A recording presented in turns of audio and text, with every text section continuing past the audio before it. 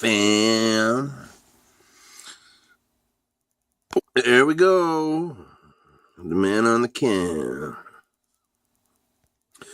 Well, yesterday I saw the video of the 22-foot tall can of dip, Stoker's dip, being blown up. So here's to you, Bobby Stoker. Now, the funny thing is watching the footage, I don't think the can was full of dip. I think it was just a can. Because there was no dip everywhere. It was just a blown up plastic can. So, whatever. Still fucking America. Fucking crazy. I got crazy hair today, man. Crazy hair days. Yeah, so I haven't made a vlog in a little minute here because it's fucking cold here, man. I can't make it's hard to make videos when I can't play music, you know, or I've been just fucking under all my blankets for the time I'm at home. I'm wearing a sweater. It's really cold here, you know, 45 degrees Fahrenheit, I guess it would be. I don't know. It's like 8 or 9, maybe 8 degrees, 6 degrees Celsius here, something like that. I don't know, something like that. It's cold, man.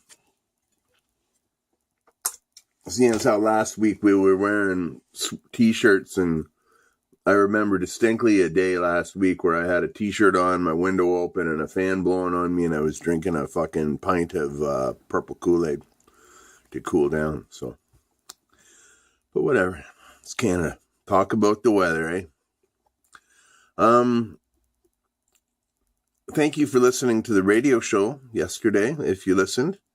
I have a few little minute-long interviews I got to edit and put up of personalities around Trent Radio, including my old friend, Reverend Ken Ramsden, who was he's a folk musician, kind of crazy entertainer guy. He used to live here for years and moved away.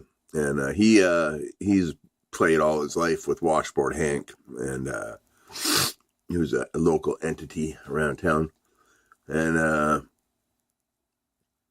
yeah, it was entertaining. They were fun. The Wired Woodshed. Tune in at noon for that.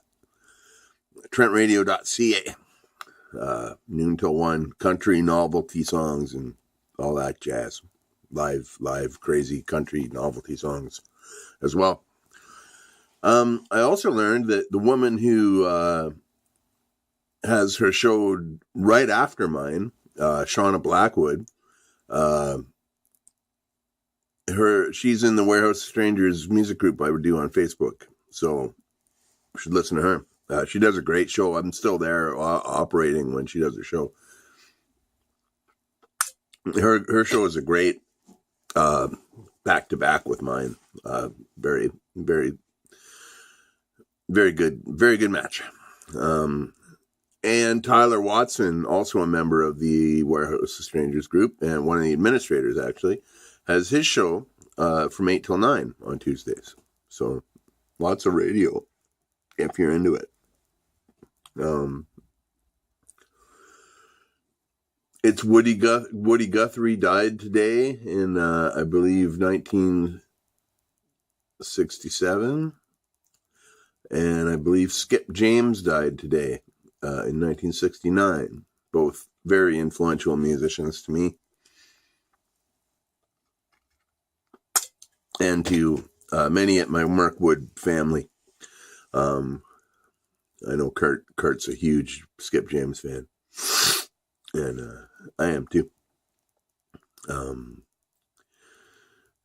speaking of Mirkwood recordings, my new album's going to be out soon, free for digital download. It's called Corey Darlin' Corey. We did have a glitch in it. We had a glitch in 2 of the tracks, and one of the tracks I just asked him to drop it because I'm not happy with it anymore. And the other one I was really happy with. And, but it was a completely improvisational piece I did trying to channel the spirits of Bukka White, trying to play the harmonica the way Bukka played the guitar. He wrote a lot of songs about trains, Panama, streamlines, Panama specials. So I did a little improv harmonica number, kind of in that, trying to make that sound happen. And it turned out really well, I think. But there was a glitch on the recording that I sent him. It's the only copy of the recording I had. And it's not going to be on the album now, which is a drag. But he's going to pick some other stuff to put on, so that's cool. I trust Kurt 100%.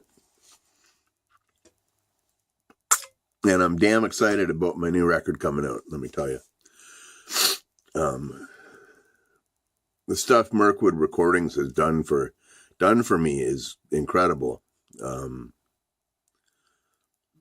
Just incredible. Yeah, I could just go on about that for hours, really.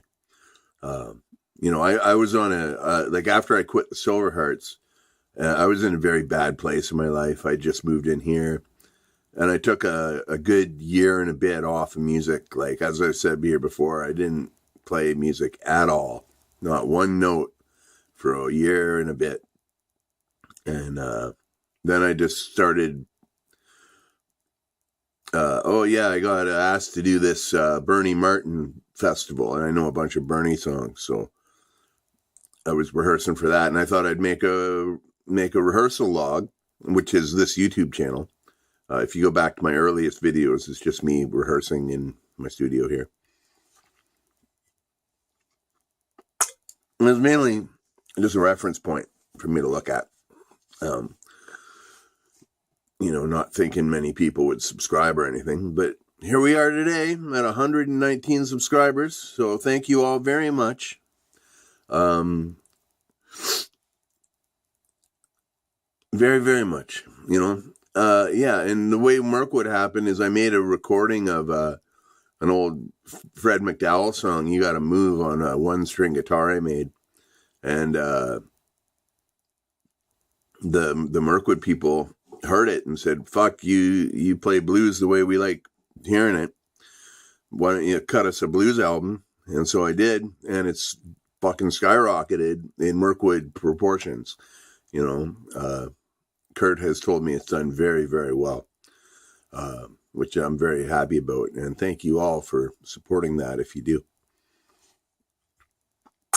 My first album on Mirkwood's called At Midnight Call the Doctor. And there's a couple original little instrumental tracks I did, but it's mostly just covers of old 1930s blues songs. I did lap style on my acoustic guitar and a couple cigar box guitars playing slide. So it's and I recorded it to sound like a 1930s album too. So I'm very proud of it for the records I've made. And I did a little EP with my good friend Bone Daddy. We did a little 3-song each, like 6 songs, 3 songs each EP called Broken Whispers of the Devil, where we both played 3 songs each of our style of blues, which I think complement each other very well. I love Bone Daddy's music more than I love most things. So, and yeah, my new album, Corey Darling Corey, it's all harmonica music, and it's singing like a cappella harmonica type stuff. And honestly, I can't even remember what I put on it. I sent it off quite some time ago. And all I know is that traditional blues guys are gonna fucking hate it. If I threw it up in the harmonica group I'm in on Facebook, I can feel the thumbs down just pressing me into fucking the pit of fucking whatever. But I don't give a fuck. In my eyes, it's a punk rock album. And even though the punk rockers probably wouldn't say that, but that's how I roll. I try to do blues music the way I would play punk rock music, because they both have equal weight with me. So in my musical upbringing. But yeah. So yeah, Skip James, Woody Guthrie. So R.I.P. to both of them. I have a bit of stuffy nose. I'm sorry. It's getting sickness weather. Richard Hell had a birthday yesterday. Legendary punk rock bass player and singer from New York City. He could unofficially or officially be credited with the punk rock look of like the safety pins and the spiky hair and the ratty clothes and stuff, because that's how he dressed. But he dressed that way out of necessity, trying to make the best of what he had, taping up old shirts and shit. And then they went to England, and all the fucking English dudes saw this guy and thought, "Ooh, wow, that's punk rock." So now, and that's why we have the army of fucking studded leather jacket, mohawk, boot. I'm a nonconformist, but I look like every other fucking punk rocker out there, kind of thing. So, back when Richard Hell was around, punk rock was all about individuality and being yourself and not dressing a certain way or whatever. It was all just, if you look at the original punk rock scene and how diverse it was, like bands like, there was the Ramones, there was Richard Hell and the Voidoids, there was also Television, there was Blondie, there was the Talking Heads, Johnny Thunders and the Heartbreakers. Richard Hell also played with them for a while. It was a very diverse scene. It wasn't all that that you hear today and consider punk rock. It was much a different animal. And that's what I grew up in. So when my daughter pulls out the Talking Heads records on her turntable for us to listen to together, it just warms my heart like you would not believe. But anyhow, if anybody watches this video, nobody's been watching my videos these days, but and the ones that have been disliking them. So that's okay too.